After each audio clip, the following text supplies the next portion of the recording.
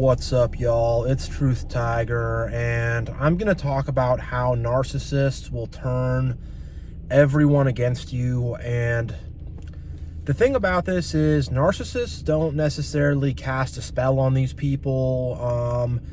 A lot of people will say they spread lies, they spread rumors, whatever. It's true, but here's the thing about these people, though. These people are enablers. These people are bystanders, and these people are choosing to do this stuff on their own will, and it's how it will be in a lot of narcissistic dynamics, where you have a narcissist and then you have all these people who are propping them up and believing in their stuff and, thinking that they're cool and thinking that they're a good person and, whatever, not seeing the daylight and not seeing how weird and manipulative this person is, and when you try to call that out, these other people, no, he's a good guy, how could you say that? Or they'll just be, well, it's two people fighting, we don't know who's right or who's wrong or whatever. I would classify that more as the bystander.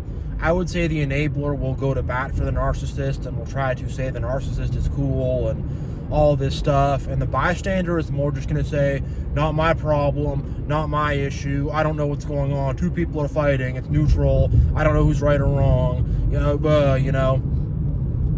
going to get these two kind of people, enablers and bystanders. And the reason why they go into the pocket of the narcissist is because they probably have some narcissistic tendencies themselves, and I think also these enablers, they're very bored people.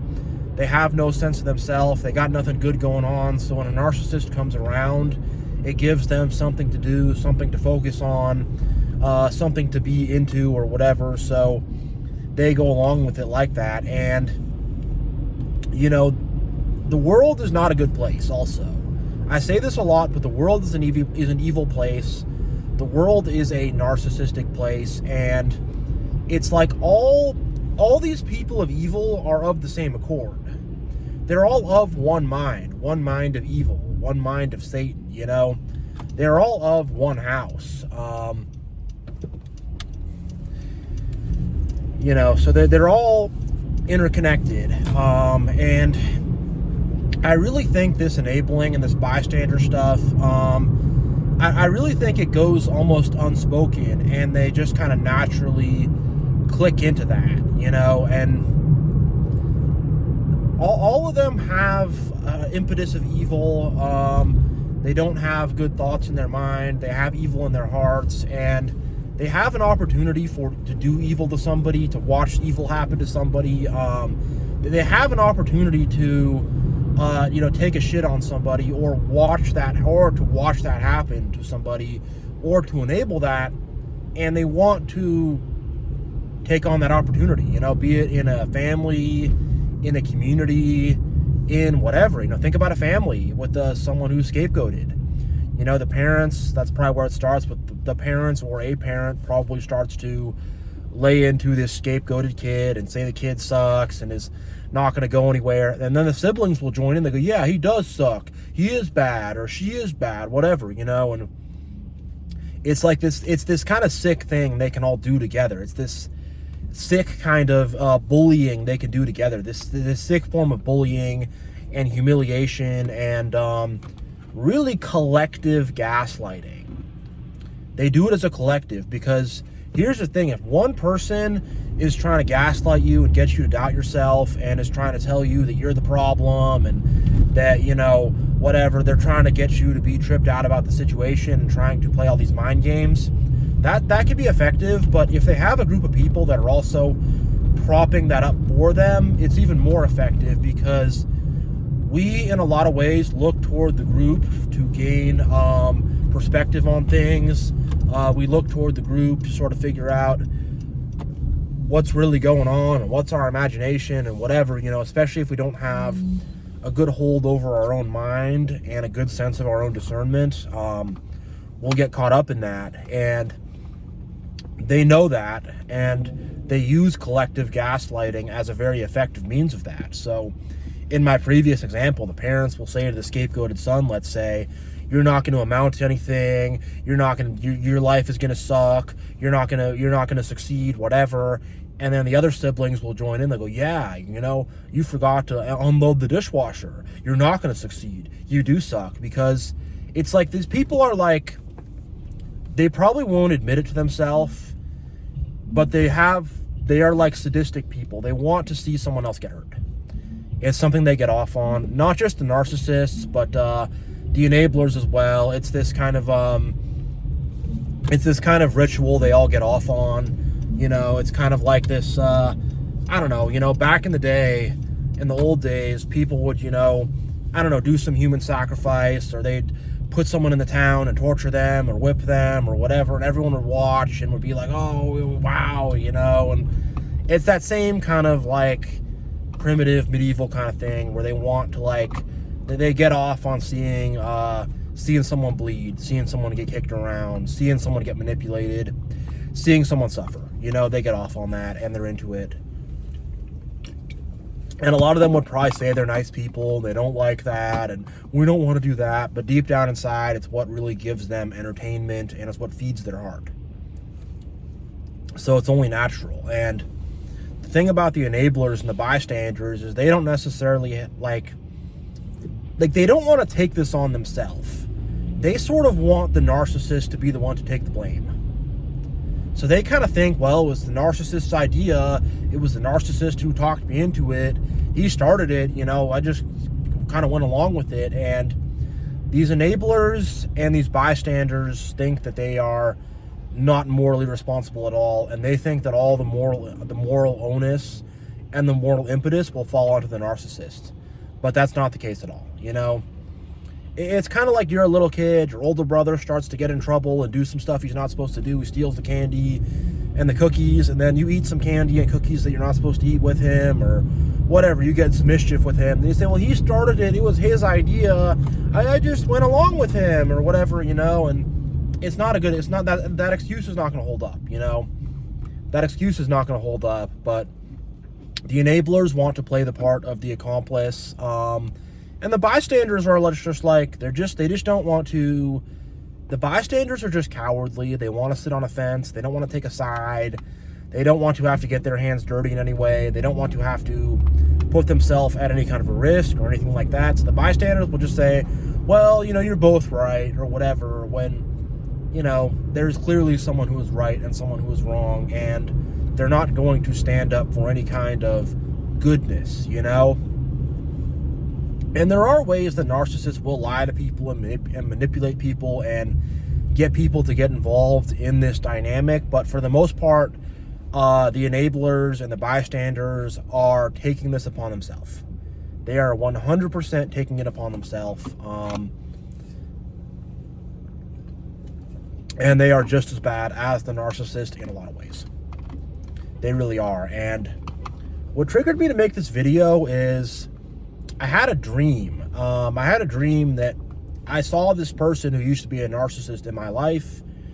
And in this dream, I'm sitting at a table with him and a bunch of other people. And I'm calling him out. I'm saying he's a piece of dog crap. He's a cockroach, whatever. I'm just like letting it rip, screw this guy. And all the people at the table are just like looking at me like, oh my God, what are you saying?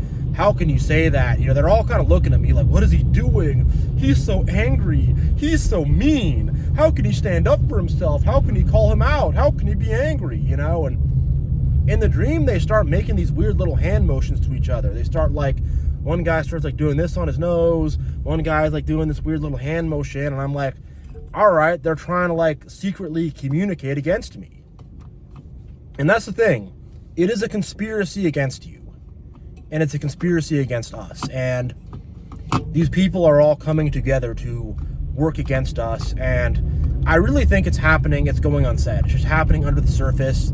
They're all just kind of one mind, of one accord, of one way. And they are all clicking up and linking in. And here's the thing. The enablers will pretend to care about you. The enablers will pretend to take your side. The enablers will pretend to be against the narcissist even. But when it really comes to practice, they're going to change it up right quick. and they're going to be on the side of the narcissist, and they're going to switch things up and don't seek the support of an enabler. If you suspect someone is a narcissistic enabler in your life, get rid of them too. The narcissists and the enablers have to be kicked out. All of them have to be kicked out. Same with the bystanders. The only people you can keep in after this narcissism thing are the people who were like, actually tried to stick up for you and actually tried to call it out and actually knew something bad was going on. And, you know, not after the fact either, but while it was happening, we're like, what the heck, you know? And, you know, not what it's like, all right, like if this doesn't change, I'm going to leave, or if this doesn't change, people are going to get in trouble, or if this doesn't change, you know what I mean? Not after that, because like, here's the thing about enablers and bystanders. They just kind of want to pick the winning side. They just want to keep themselves out of trouble, not have to try hard at anything, and pick the winning side and not have to stand up for anyone or anything like that. So obviously, once you have defeated the narcissist, or once you're showing some of your own strength and you're being, you know, standing up for yourself and being punitive toward the narcissist, once you have won that battle, they're going to switch teams, but don't buy it. Don't buy it. For one, a new narcissist could come along and they could bring that narcissist back, you know, they could bring that narcissist in. Even the old narcissist, the enablers can bring them back around. Oh, I'm going to invite so-and-so over. Is that okay? You're like, no, it's not okay. What? Oh, he's just going to come by for a few minutes. It's not a big deal. You're like, what are you doing? You know that that person and I do not get along. You know that that person has to, you know, treated me poorly and put me through narcissistic ABUSE. I can't say that word. The algorithm doesn't like it. They mess with my monetization. But, you know, you say, hey, they put me through this stuff. Oh, it'll be for a minute. It's not a big deal. Whatever. I already told them he could come over. And if you give them an ultimatum and say, hey, like, it's him or it's me, they're going to pick them. They're going to say, oh, well, I'm just going to have him over. I'm just going to have him over. Now, that's a problem with you. I don't know what to say. And blah, blah, blah, blah, blah. And that's what they're going to do. And when you really put the enablers, like, when you really put them on blast and you say, hey, like, what are you doing? You can't have these narcissists around. You can't bring these people that caused trauma to me in the past around. And you're going to see, like, they're going to run around like a freaking, I don't even know. They're going to run around like a spider with half his legs chopped off. They're going to run around like, they're going to move around really weird. And what? Huh? Wait, what? And they're going to choose the narcissist. Oh, they're going to choose narcissists over you every single time. Literally. Every single time. The enablers, well, they'll act like your friend. They'll act cool. They'll act nice. But then the second a narcissist comes around, they're going to start enabling. They're going to bring that narcissist in, and they're going to try to get together and drain the life out of you. They are. They really are. And that's why the narcissists are able to turn whole groups of people against you. I've had it when I was involved in the church where it wasn't totally exactly like that, but there was a group of people that were turned against me that were pretending to be my friends. And that's what they do. They pretend to be your friend, but under the surface, they're secretly plotting against you. You know, they really are. They really are. It's what it is. And they're all looking to put their little straw in you and suck your life out of you. They're all doing that because they all need that supply. The enablers too. They need that supply. They need that negativity. They need that drama. It's just what fuels them. Like a good person, like, you know, like, my heart is fueled by love. I'm not perfect. I mean, some drama will fuel me sometimes, but for the most part, my heart is fueled by love, and like, I need like positive things coming in. But with them, they need drama and negativity and gossip, and they just need that stuff to fuel them. They do. And, you know, like, they're all on that negative thing together. They're all on that negative thing together. Yeah, I'm going to put a little ribbon on this video, but, yeah, the thing is, the way the narcissists get these innate people to enable, and the way they get the whole group against you is that it was that way from the start. They didn't cast some magic spell on them.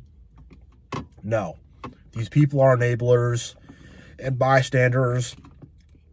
They don't stand up for people. They don't stand up for the right thing. They don't really have morals or ethics. They're not loving people. And, you know, they're pathetic people too, you know. They are. All of them. Yeah, some kind of fire alarm's going off or something, I guess. But, yeah, I'm going to end this here. God bless you all. Much love. Seriously, I appreciate you all so much. And, yeah, I'm out.